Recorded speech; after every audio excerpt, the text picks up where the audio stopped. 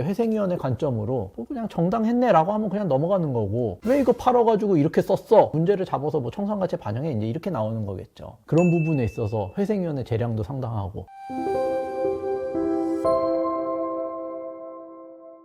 개인회생에서 회생위원이라는 분들이 키맨이라고 들었는데 그분들은 어떤 분들이신가요? 회생위원회 직무를 맡기기 위해서 법원이 변호사나 뭐 법무사 자격이 있는 분들을 업무를 위촉한 경우, 이제 전임회생위원이 있고, 아니면 법원 외부에서 법원으로부터 위촉받아서 업무를 하는 외부회생위원인데, 결국에는 채무자가 돈을 빌려서 지금 이제 못 갚는 상황인 거잖아요. 그러면은 왜 이런 상황에 처하게 됐는지, 이 사람이 혹시라도 뭐 재산 처분한 게 있으면 그거는 어디로 갔는지, 돈을 빌려서 어디다 썼는지, 혹시라도 이 사람이 뭘 자료나 이런 것들을 뭐 숨기고 있는 건 아닌지 1차적인 조사 업무를 하는 분들이라고 보시면 될 것 같아요. 그러면 판사님들도 워낙 많은 케이스를 많이 다룰 것 같은데 네. 회생위원회 확인한 내용들이 실제로 결과로서 이어지는 경우가 많나요? 거의 한 99%라고 보시면 될 것 같아요. 판사님들이 그 수많은 사건들을 처리하려면 자료들을 일일이 다 보고 검토하고 할 수가 없으니, 법에서 이제 편의상 회생위원이라는 그 제도를 만들어가지고 위임을 한 거거든요. 거기에서 이제 앞단에서 자료를 검토해서 보고서를 올려요. 이 사람은 뭐 이런 경위로 채무를 부담하게 됐고,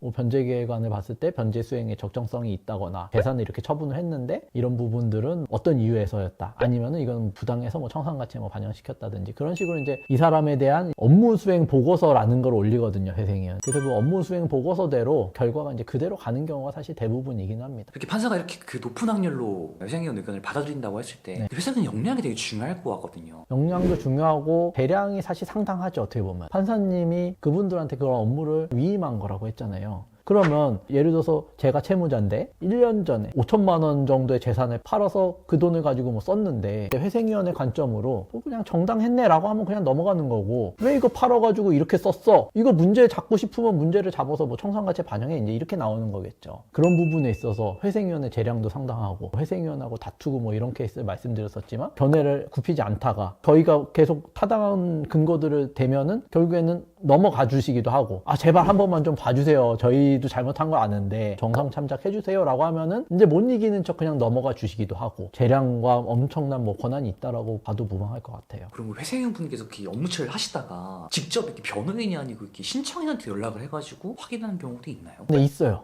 그러면은 저희도 이제 모르는데 채무자분이 저희한테 아까 회생위원분이 자기한테 직접 연락하셔가지고 뭐 이러이러한 말씀 하시더라, 그런 경우들도 종종 있습니다. 그럼 반대로 신청인 입장에서도 또 한번 적극적 어필을 하려고 직접 뭐 전화를 한다거나 회생법원에 찾아간다거나 그렇게 해도 괜찮아요?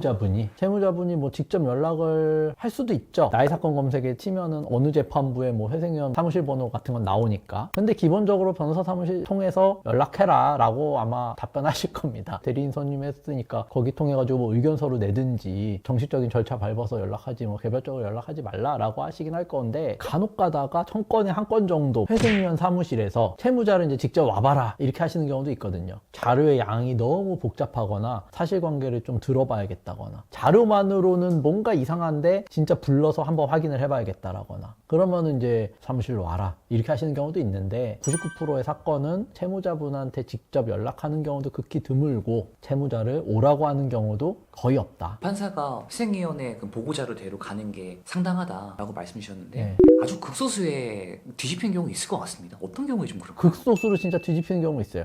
회생위원님은 관대하게 봐주고 싶은데 판사님이 이제 다시 본 거예요, 자료를. 이 사람 뭐 진술서나 뭐 사실관계 보니까 이렇게 불성실한 사람이 이렇게 좋은 조건으로 회생이 통과되는 걸로 보고서가 올라왔네 라고 하면은 너무 괘씸하다고 생각하셨을 수도 있어요. 작년인가 재작년에 제가 회생위원 다 통과됐는데 갑자기 판사님이 중간에 띵 나타나가지고 보정명령, 변제율 너무 낮으니까 올리세요. 뭐 당신 주 채무 발생이 보니까 하행성, 사치성 소비 많이 했으니까 이 변제율로는 못 해주겠다, 뭐 이렇게 해서 올리라고 해서 변제율 좀 끌어올린 적도 있고. 근데 99%는 회생위원 단계에서 다 걸러지고 그대로 통과되는 경우가 이제 대부분이다라고 보시면 될 것 같아요. 그 변호인께서 아까 말씀하신 회생위원과의 그런 커뮤니케이션 잘 해서 필요한 부분을 제때제때 내고 또 필요한 부분은 어필하는 게 중요하겠네요. 그렇죠. 최대한 협조적으로 가는 게 맞기는 해요. 원칙적으로 어떤 자료를 내세요, 어떤 내용에 대해서 설명을 해보세요 라고 하면 그거는 당연히 성실하게 준비를 하는 게 맞고, 거기에서 회생위원도 자체적인 판단으로 문제 없다라고 하면 넘어갈 텐데, 자료를 봤을 봤을 때 이건 왜 이렇게 썼어? 그러면 이건 청산가치 잡어. 변제율 얼마를 끌어올리세요라고 할 텐데 거기에서 이제 저희하고의 어떤 조율의 과정이든 다툼의 과정이든 생기는 거겠죠. 회사위원의 판단이 정당하다, 맞는 거다라고 하면은 당연히 이제 그걸 따르는 건데 간혹 가다 보면 너무하다 싶을 때도 있거든요. 분명히. 아니 이 사람 이거 도저히 어쩔 수 없는 상황이고 이런데도 여기서 또 이거를 더 올리라고? 아니면 이것도 인정을 안 해준다고? 이런 경우 있어요. 그런 경우라면은 이제 적극적으로 뭐 법리적 근거든 사실관계든 아니면 숙이고 들어가서 뭐 읍소를 하든 그런 방법으로 이제 조율을 하든 다투든 해야겠죠. 선생님분들